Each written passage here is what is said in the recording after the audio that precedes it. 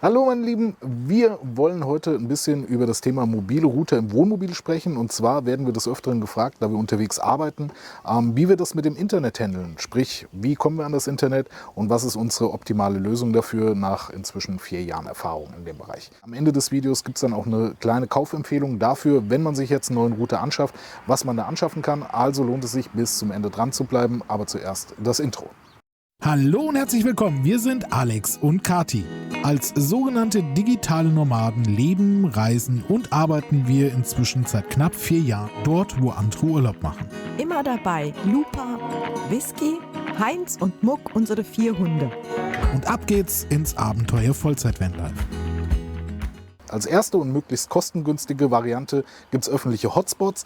Bedeutet, wenn ihr auf einem Campingplatz seid oder irgendwo in der Nähe von einem Café steht, Schnellrestaurant oder auf einem öffentlichen Platz, gibt es in den meisten Fällen Wi-Fi-Hotspots, in die man sich einfach so einloggen kann. Nachteil bei diesen Wi-Fi-Hotspots ist einfach schlichtweg, die Dinger sind meistens relativ langsam, weil unter Umständen sehr, sehr viele in diese Wi-Fi-Hotspots eingeloggt sind oder die Dinger schon von Natur aus gedrosselt sind. Sprich, für jemanden, der einfach nur eine Google-Navigationsplanung darüber machen will, wird es ausreichen, um WhatsApp abzurufen, wird es ausreichen, vielleicht auch um ein YouTube-Video zu gucken, aber mehr ist damit nicht möglich. Und natürlich sind es halt Spots, wo ich hinfahren muss und die im Prinzip nicht mit meinem Wohnmobil mitkommen.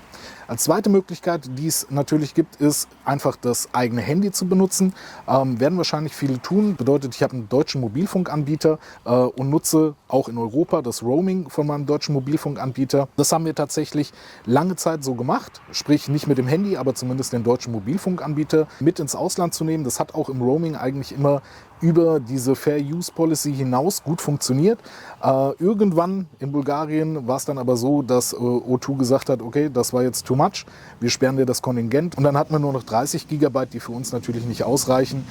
Das ist einer der Gründe, warum ich keine 24-Monats-Laufzeitverträge mache, sondern immer irgendwie, dass diese Verträge monatlich kündbar sind, weil man dann ganz klar die Möglichkeit hat zu sagen, okay, das funktioniert jetzt für mich im Ausland nicht mehr, deswegen steige ich aus. Nichtsdestotrotz, also das Handy kann als mobiler Router verwendet werden. Es gibt da die Funktion, den Hotspot einzustellen, bringt aber eigentlich nur dann was, wenn man sagt, okay, ich gucke abends mal 1-2 Stunden irgendwie YouTube und ansonsten recherchiere ich mal vielleicht für eine Stunde im Internet, aber mehr mache ich mit dem Internet im Wohnmobil nicht wirklich. Dann kann man das Handy verwenden.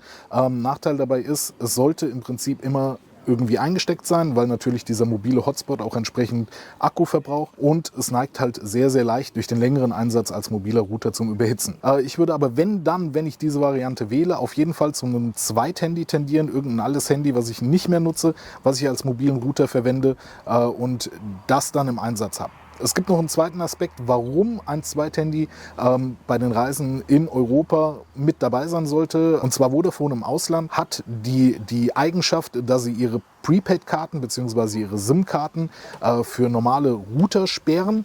Und das bedeutet, die Dinger funktionieren tatsächlich am Ende des Tages nur in einem Mobiltelefon. Und da muss man dann darauf ausweichen. Ist mit Sicherheit nicht die schönste Variante, aber für den Fall, dass man im Ausland Vodafone nutzen will, sollte auf jeden Fall ein zweites Handy oder das eigene Handy irgendwie am Start sein, sodass man Vodafone als Auslandskarte einsetzen kann. Dann gehen wir noch kurz auf das Thema Starlink ein, wo ich glaube, es ist wirklich eine sehr, sehr zukunftsfähige Technologie, aber für den mobilen Einsatz aus meiner Sicht noch nicht wirklich ausgereift.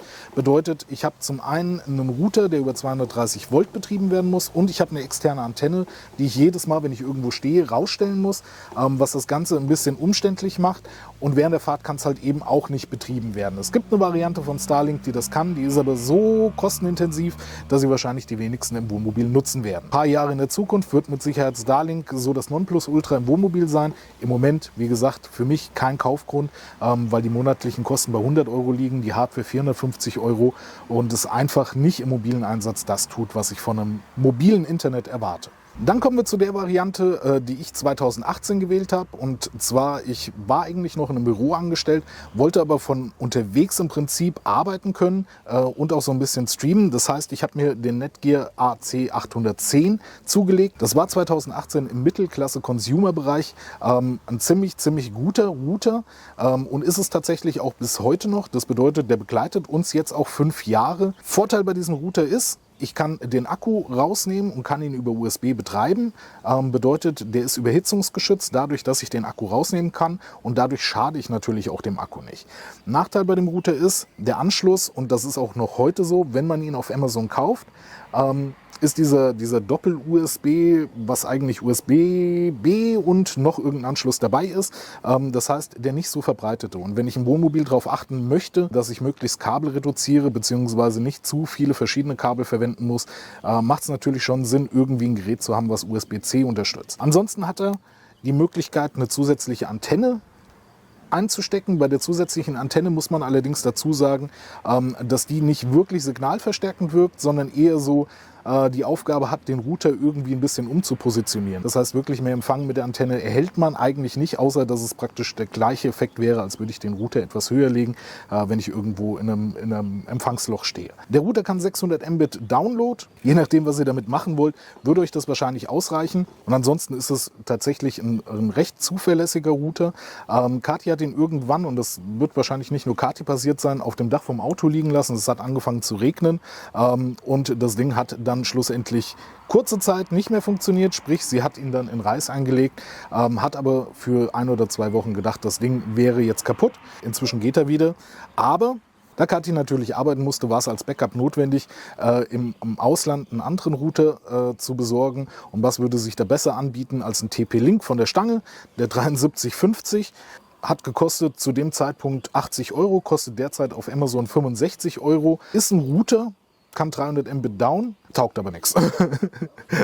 Also es ist nicht zwingend ein empfehlenswerter Router, er ist natürlich günstig. Zum einen hat er natürlich USB-B als Anschluss, womit er natürlich wieder verschiedene Kabel im Wohnmobil erfordert. Wahrscheinlich werden auch einige Geräte noch im Wohnmobil vorhanden sein, die mit USB-B funktionieren. Von daher nicht so ganz so dramatisch. Man kann auch bei diesem Router tatsächlich den Akku rausnehmen. Die Möglichkeit gibt's, aber er funktioniert eben mit rausgenommenem Akku nicht. Was wiederum den Nachteil hat, dass das Ding ultra schnell zum Überhitzen neigt. Das heißt, 80 Euro eigentlich für den tatsächlichen Einsatzzweck zum Fenster rausgeschmissen, als Backup-Router vielleicht okay.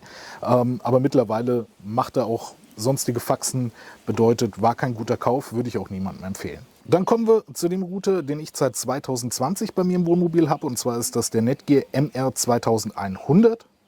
Ebenfalls ein Netgear-Router, der kann 2000 Mbit down und ebenfalls ist bei dem Router der Akku entnehmbar. Das bedeutet, ich nehme den Akku raus, verbinde ihn mit einem USB-C-Kabel, was er natürlich hat, und das Ding funktioniert und überhitzt nicht. Das heißt, der Router ist bei mir 24/7 im Einsatz, weil auch verschiedene Systeme im Wohnmobil praktisch über den Router verbunden sind, sprich das Kamerasystem innen drin zur Überwachung, was mir dann Push-Benachrichtigungen aufs Handy schickt und.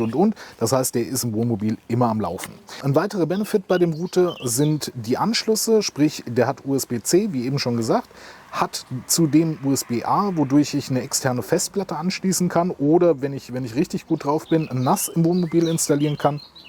Und natürlich einen LAN-Anschluss bzw. einen Ethernet-Anschluss, wodurch ich einen Laptop halt direkt mit dem Router verbinden kann.